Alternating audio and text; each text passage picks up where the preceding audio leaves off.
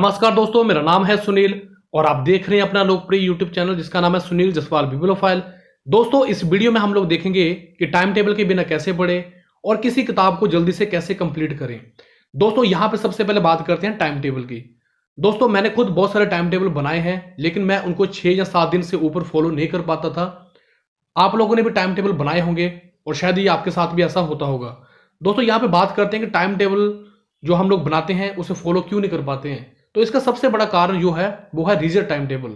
कठोर time table बना देते हैं। दोस्तों, हम लोग किसी भी सब्जेक्ट के लिए टाइमिंग डिसाइड कर देते हैं कि 10 बजे से लेकर 11 बजे तक हमने ये सब्जेक्ट पढ़ना है, 11 बजे से लेकर 12 बजे के बीच में हमने ये सब्जेक्ट पढ़ना है। तो उस समय क्या होता है कि जब हमने किसी सब्जेक्ट को टाइमिंग दी होती है तो हमें कोई काम पड़ जाता है और फिर हम लोग उस सब्जेक्ट को नहीं पढ़ पाते हैं। तो जिसकी वजह से हम लोग डीमोटिवेट हो जाते हैं और फिर क्या करते हैं, चीज़ों को टालना स्टार्ट कर देते हैं। तो दोस्तों, इस तरह से हम लोग टाइम टेबल जो वो लंबे समय तक फॉलो नहीं कर पाते हैं। लेकिन यहाँ पे मैं आपको बताऊंगा कि बिना टाइम टेबल के भी स्टडी हो सकती है। आप अपने माइंडसेट को किस तरह से तैयार करें कि आप स्टडी जो वो लंबे समय तक कर सकते हैं। सबसे पहले दोस्तों, स्टडी करने के लिए आपको इन्वायरमेंटल क्रिएट करना पड़ेगा। जहां पे भी आप लोग पढ़ते हैं वो एरिया साफ सुथरा होना चाहिए, शांत होना चाहिए। और दोस्तों, सबसे इंपॉर्टेंट चीज, जो भी आप लोग पढ़ना चाहते हैं उसकी आप लिस्ट बना लें। और यहां पे मैं आपको बताऊंगा कि आप लोग बिना टाइम टेबल के किस तरह से इफेक्टिव वे में पढ़ सकते हैं। सबसे इंपॉर्टेंट चीज जो मैं अभी आपको बताने जा रहा हूं दोस्तों, सबसे पहले आप खुद को एनालिसिस करें कि आप लोग दिन के समय में पढ़ना पसंद करते हैं कि रात के समय में आप पढ़ना पसंद करते हैं। आपका कोई भी समय है, जैसे आप लोग दिन में पढ़ना पसंद करते हैं तो दिन के समय में भी आपका कोई ऐसा टाइम होगा जिसमें आप लोगों का जो एनर्जी लेवल होगा, आपकी जो कंसंट्रेशन होगी वो काफ़ी ज़्यादा हाई होगी। तो उस समय की आपने पहचान करनी है। दोस्तों, आप लोग कहाँ पे समय बर्बाद करते हैं ये भी आप लोगों ने देखना है। सबसे इंपॉर्टेंट चीज़, आप लोग एक हफ्ते में जो कुछ भी करते हैं उसे आप अपनी डायरी में नोट करते जाइए कि एक दिन में आपने क्या क्या एक्टिविटीज़ की है और फिर यहाँ पे वहाँ पे देखिएगा कि कहाँ पे आप समय बर्बाद कर रहे हैं। इस तरह से आपको पहचान हो जाएगी कि आप समय कहाँ पे बर्बाद कर रहे हैं और कहाँ पे समय को सही तरीके से उपयोग कर रहे हैं। तो जब आप समय की पहचान कर लेंगे तो उसके बाद आप लोगों ने जब स्टडी करनी है तो सबसे इंपॉर्टेंट चीज़ होती है, जब भी आप स्टडी करने बैठें, स्टडी जो होती है वो घंटों के हिसाब से नहीं होती है। तो यहाँ पे जो सबसे इंपॉर्टेंट चीज है वो है स्टडी टारगेट।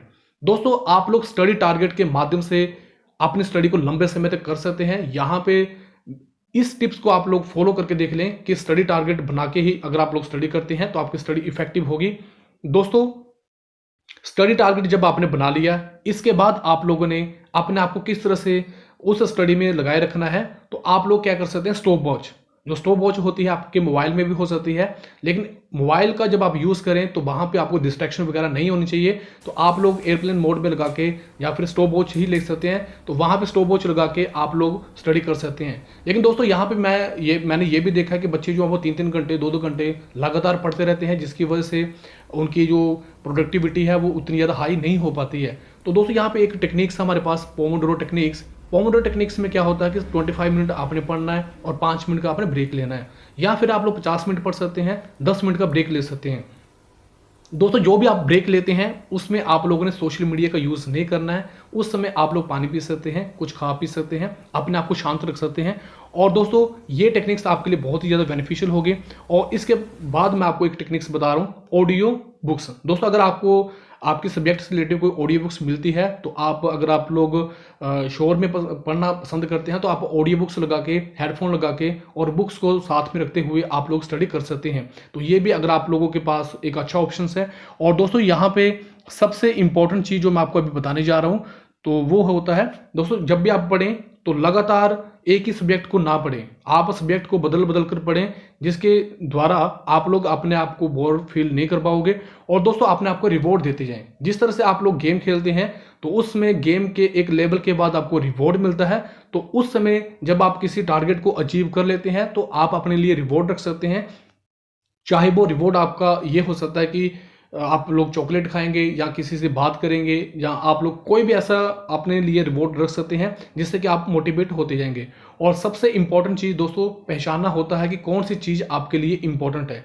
जैसे आप लोग 80-20 प्रिंसिपल आपने सुना होगा, कि हम लोग क्या करते हैं, जैसे हम लोग 20% कपड़े 80% टाइम पहनते हैं, उसी प्रकार से आप लोग अगर आप कंपटीशन एग्जाम की तैयारी कर रहे हैं तो वहाँ पे आप लोगों ने एनालिसिस करना है कि कौन सा सिलेबस, कौन सा सब्जेक्ट जो है वो आपके लिए इंपॉर्टेंट है, कहाँ पे आपने जो है वो ज़्यादा ध्यान देना है। इस तरह से जब आप करेंगे तो आपकी स्टडी जो है वो काफ़ी ज़्यादा इफेक्टिव होगी। और यहाँ पे दोस्तों मैं आपको किताब पढ़ने की भी टेक्निक्स बता देता हूँ कि एक किताब को आप लोग किस तरह से पढ़ सकते हैं। सबसे पहले अगर आप कोई भी किताब ले रहे हैं, चाहे वो कंपटीशन एग्जाम की हो या फिर आपके पास लाइफ से रिलेटेड कोई सेल्फ हेल्प बुक हो, तो सबसे पहले आपने उस किताब को जब पढ़ना स्टार्ट करना है तो फर्स्ट लाइन से आपने उसको स्टार्ट कर दिया। आप पेंसिल, पेन या फिर हाइलाइटर के माध्यम से उस किताब को पढ़ सकते हैं। दोस्तों आपने रुकना नहीं है, आपने सबसे पहले पेज काउंट कर देने हैं। अगर मान लो किसी किताब में 200 पेज हैं तो आप लोगों ने उस किताब को लगातार पढ़ते जाना है। आपने याद करने की कोशिश नहीं करनी है। अगर आप लोग याद करने की कोशिश करेंगे तो फिर आप लोग अपने आप को रोक देंगे। तो आपने याद करने की कोशिश नहीं करनी है, आपने लगातार पढ़ते जाना है, चाहे आपको समझ में आए चाहे आपको समझ में ना आए। तो इस तरह से आपने एक नोवेल टाइप रीडिंग दे देनी है। जब आप दोस्तों नोवेल टाइप रीडिंग देंगे तो आपके अंदर एक पूर्णता की भावना आएगी, कंप्लीट की भावना आएगी कि आपने एक किताब को कंप्लीट कर दिया है। पर जब आप एक बार किसी किताब को पढ़ेंगे तो उसमें आपको कोई भी फर्क नहीं पड़ेगा। फिर आपने उस किताब को 1 या 2 दिन के बाद फिर से उस किताब को पढ़ना है। और जब इस टाइम आप पढ़ रहे हैं तो आप लोगों ने मेन पॉइंट पे ध्यान देना है। और जब आप मेन पॉइंट पे ध्यान देंगे तो आपको समझ में आ जाएगा कि ये पार्ट सबसे ज़्यादा इंपॉर्टेंट है। इसके बाद दोस्तों आप लोगों ने जो आपने थर्ड रीडिंग देनी है वो 1 हफ्ते के बीच में दे देनी है। तो जो आपने इंपॉर्टेंट पॉइंट हाईलाइट किए होंगे अब आपने उनके नोट्स बना लेने हैं। तो इस तरह से आप लोग अपनी स्टडी को लंबे समय तक कर सकते हैं। फिर भी दोस्तों अगर आपके मन में कोई भी प्रश्न है तो आप लोग कमेंट बॉक्स में बता सकते हैं। वीडियो को समराइज करने से पहले मैं एक टिप्स ऐड करना चाहता हूं। दोस्तों आप वीकली बेसिस पे भी पढ़ सकते हैं। किस तरह से, फॉर एग्जाम्पल आप लोग एक हफ्ते में 50 घंटे पढ़ना चाहते हैं, 49 और 50 आवर्स के बीच में पढ़ना चाहते हैं। आप अपने हिसाब से देख सकते हैं जितनी आपकी कैपेसिटी है। दोस्तों इस हिसाब से अगर आप लोग मान लो एक हफ्ते में 49 आवर पढ़ना चाहते हैं तो एक दिन में आपके पास 7 घंटे हुए। और यहां पे आपको क्या फायदा होगा कि आप लोग अगर मान लो किसी दिन 7 घंटे नहीं पढ़ पाते हैं, 7 घंटे स्टडी नहीं कर पाते हैं, तो उस समय आप लोग फॉर एग्जाम्पल जैसे आपका सेकंड डे है तो सेकंड डे आप लोग 6 घंटे स्टडी कर पाए तो आपका टारगेट था 7 घंटे का। तो उस समय आप लोग क्या कर सकते हैं, 1 घंटे को नेक्स्ट डे ऐड कर सकते हैं। तो जैसे आपका सेकंड डे 6 घंटे का हुआ तो थर्ड डे आपके पास 8 घंटे का होगा। तो इस तरह से जब आप पढ़ेंगे तो आप लोग अपनी कंसंट्रेशन को बना के रख सकते हैं। लेकिन जब आपने टाइम टेबल को बना दिया कि 12 बजे से लेकर 1 बजे के बीच में पढ़ना है तो इस तरह से आपके सब्जेक्ट जो वो कवर नहीं होते हैं। दोस्तों जो भी मैंने आपको टिप्स बताई ये काफ़ी ज़्यादा इफेक्टिव है और मैंने इनको प्रैक्टिकल लाइफ में फॉलो भी किया है। अब हम लोग देख लेते हैं कि हम लोगों ने इस वीडियो में क्या क्या देखा है। दोस्तों सबसे पहले जब भी आप स्टडी करने जाएं तो इन्वायरमेंटल क्रिएट कर लें, शांत माहौल बना लें।